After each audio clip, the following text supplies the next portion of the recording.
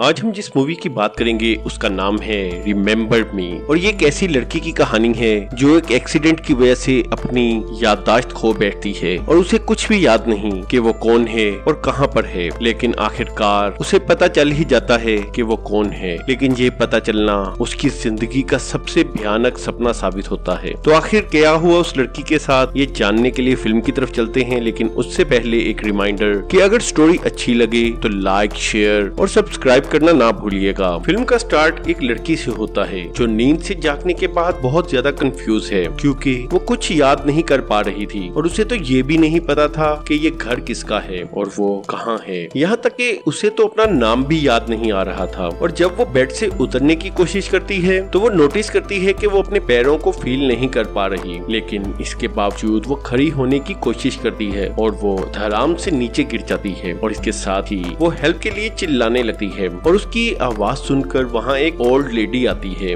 और वो उसे रोज कहकर बुलाती है और वो उसे बताती है कि उस लड़की का नाम रोज है और वो बूढ़ी औरत उसकी माँ यानी डोरीन है। इसके बाद वो रोज को बेड पर लिटाकर उसे प्यार से सुला देती है और इससे रोज और भी ज्यादा कंफ्यूज फील करती है क्योंकि वो तो अपनी माँ को भी नहीं पहचान पा रही थी। और वो डोरीन से पूछती है कि उसके साथ क्या हुआ है जो उसे कुछ याद नहीं आ रहा। इस पर डोरीन बताती है कि रोज का एक बहुत ही मेजर एक्सीडेंट हुआ था और वो 6 हफ्ते तक कोमा में रही और रोज को इस एक्सीडेंट में सर पर और टांगों पर बहुत गहरी चोट आई और इसी चोट की वजह से उसकी मेमोरी चली गई और इसके साथ साथ उसकी टांगें भी पैरालाइज हो गईं। और रोज उस एक्सीडेंट के बाद से हॉस्पिटल में थी और अभी उसे डिस्चार्ज किया गया है। रोज को ये तमाम बातें बहुत अजीब लग रही थी और उसे डोरीन की बातों पर यकीन नहीं आ रहा था, मगर उसके पास कोई और ऑप्शन नहीं थी, इसलिए उसे डोरीन की बातों पर ही यकीन करना पड़ा। और आखिरकार रात हो जाती है और डोरीन रोज को खाना खिलाकर और मेडिसिन देकर वहाँ से चली जाती है। और रोज को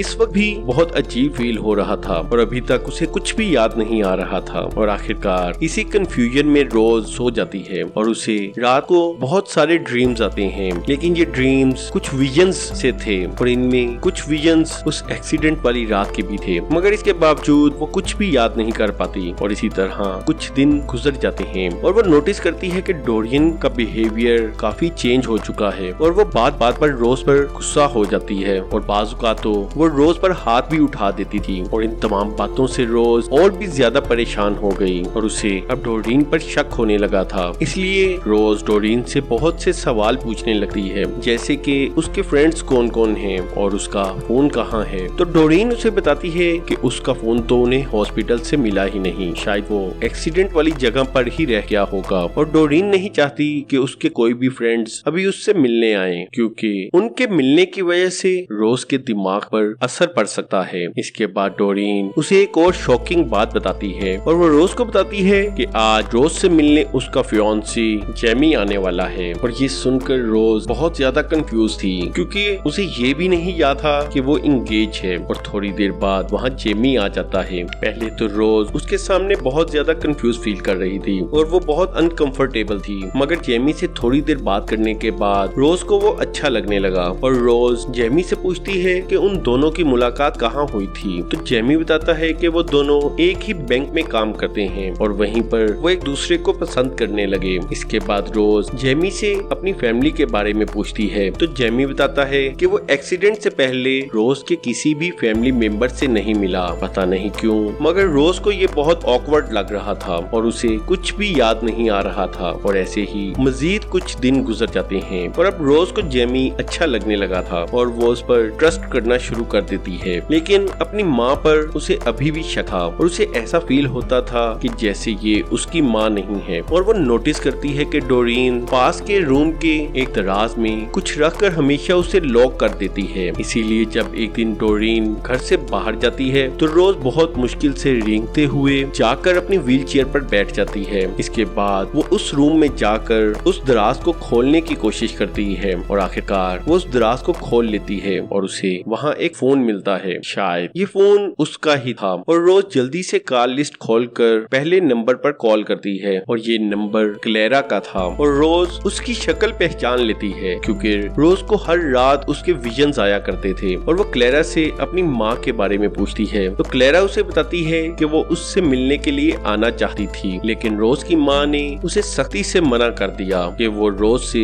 कोई भी कांटेक्ट ना करे। और रोज को ये सब बहुत अजीब लगता है और उसी वक्त फोन स्विच ऑफ हो जाता है। दूसरी तरफ डोरीन भी घर वापस आ जाती है और रोज जल्दी से रेंगते हुए जाकर बेड पर लेट जाती है, मगर उसकी व्हीलचेयर उसी रूम में रह जाती है और डोरीन को व्हीलचेयर दूसरे रूम में देखकर कुछ शक होने लगता है, मगर वो रोज को कुछ नहीं कहती। दूसरी तरफ रोज ने उस फोन को भी अपने पास छुपा कर रख लिया था और उसी रात रोज को एक दफा फिर वही सपने और विजन्स आने लगते हैं, मगर इस दफा ये विजन्स काफी क्लियर थे और वो देखती है कि वो एक घर में है और उस घर में एक बूढ़ी औरत जख्मी हालत में है और रोज उस जख्मी औरत को अपनी माँ कहकर पुकार है। यानी अगर ये बूढ़ी औरत रोज की माँ है तो फिर डोरीन कौन है। और इसके बाद रोज की आंख खुल जाती है और जागने के बावजूद रोज के माइंड में यही बात चल रही थी और वो चाहने के बावजूद इस विजन को भुला नहीं पा रही थी। और रोज के बेड के पास एक फोटो फ्रेम था जो उसने कभी नोटिस नहीं किया था और वो उस फोटो फ्रेम से फोटो निकाल कर उसे देखने लगती है और वो नोटिस करती है कि ये फोटो फोल्ड किया हुआ है और इस फोटो में डोरीन और रोज के साथ वही ओल्ड लेडी भी थी जिसे रोज ने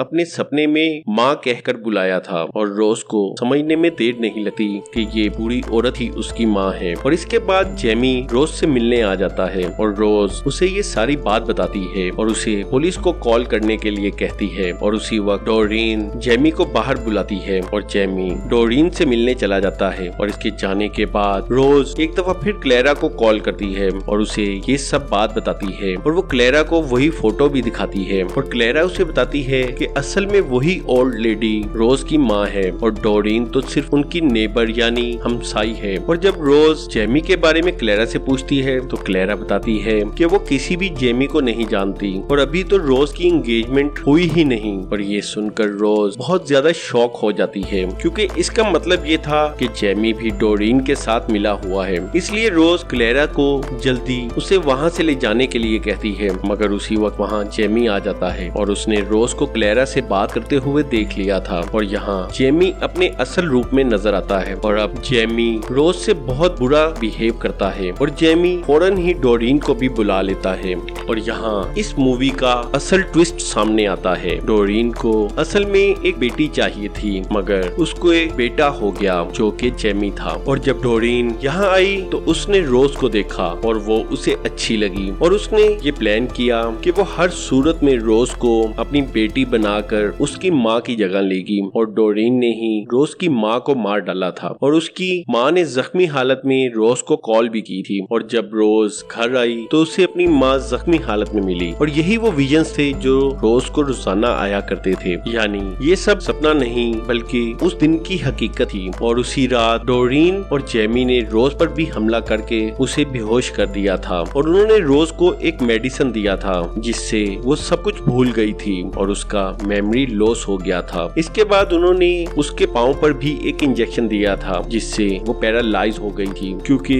अगर उसे कभी कुछ याद आ भी गया तो पैरालाइज होने की वजह से वो वहाँ से भाग नहीं सकेगी। और ये सब सुनकर रोज बहुत ज्यादा डर जाती है और उसे समझ नहीं आ रहा था कि वो कैसे इन लोगों के चुंगल से निकले। और वो वही फोटो फ्रेम उठाकर जेमी के सर पर मार देती है जिससे जेमी बेहोश हो जाता है। इसके बाद वो डोरीन को भी धक्का दे देती है और जल्दी से वहाँ से निकलने की कोशिश करती है। इसके बाद वो जैसे तैसे करके अपनी व्हील चेयर पर बैठ जाती है, मगर उसी वक्त डोरीन पीछे से आकर उसे पकड़ लेती है और वो रोज को सीढ़ियों से धक्का दे देती है, मगर रोज भी हार नहीं मानती और वो डोरीन को पकड़ लेती है और वो दोनों एक साथ सीढ़ियों से नीचे गिर जाते हैं। और नीचे गिरने से दोनों ही काफी जख्मी हो गई थी और डोरीन बेहोश हो गई थी। मगर रोज के लिए ये उसकी जिंदगी और मौत का सवाल था, इसलिए वो हिम्मत करती है और जैसे तैसे करके रेंगते हुए घर से बाहर आ जाती है। और उसी वक्त वहाँ क्लेरा भी आ जाती है और आखिरकार रोज अपनी आजादी वापस पा लेती है। और रोज की आजादी के साथ ही ये मूवी यहीं पर एंड हो जाती है। और अगर स्टोरी अच्छी लगी हो तो लाइक, शेयर और सब्सक्राइब करना ना भूलिएगा।